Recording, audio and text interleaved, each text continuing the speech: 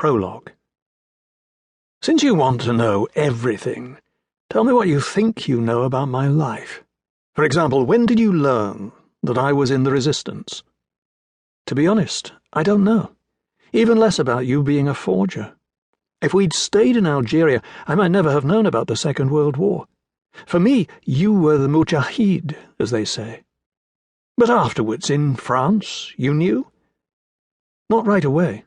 You didn't talk to us about it. I grew up thinking I was the daughter of a social caseworker who helped rehabilitate young delinquents, found work for them, taught them photography. But by keeping my ears open when the grown-ups were talking, I got some hints, in bits and pieces.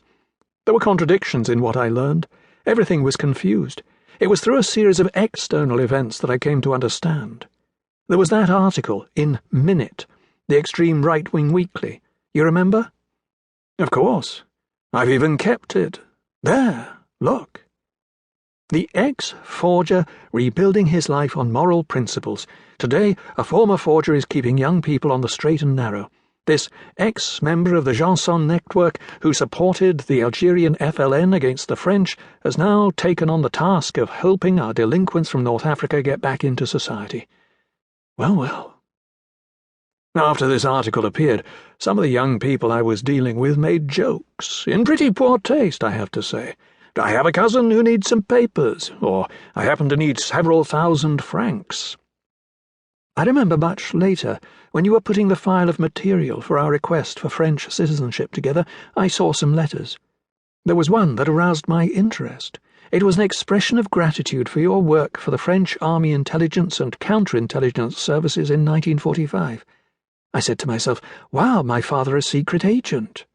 Depending on people's point of view, I heard you called a forger, a resistance hero, a traitor, a secret agent, an outlaw, a mujahid. And what did you think of all that? That one day I'd have to clear it up. Look, I've made a list of people I'd like to ask about you. Let me have a look. Hey, it's a long list you've got there. Your work's going to be complicated. They're almost all dead. When we'd finished, scoring out the names of all those I couldn't interview, my list had been reduced by half, and my father said, "That'll mean less work for you," making a joke, as he did every time painful subjects were broached. Death. Time.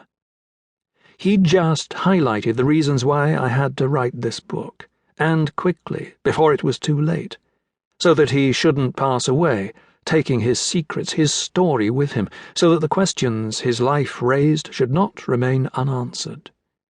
It took me 2 years of research and some 20 interviews before I got to know Adolfo Kaminsky, who I only knew as Papa. Decoding his silences, detecting between the notes of his monotone delivery things he didn't put into words, understanding the parables and finding the messages hidden beneath the series of anecdotes that filled my notebook.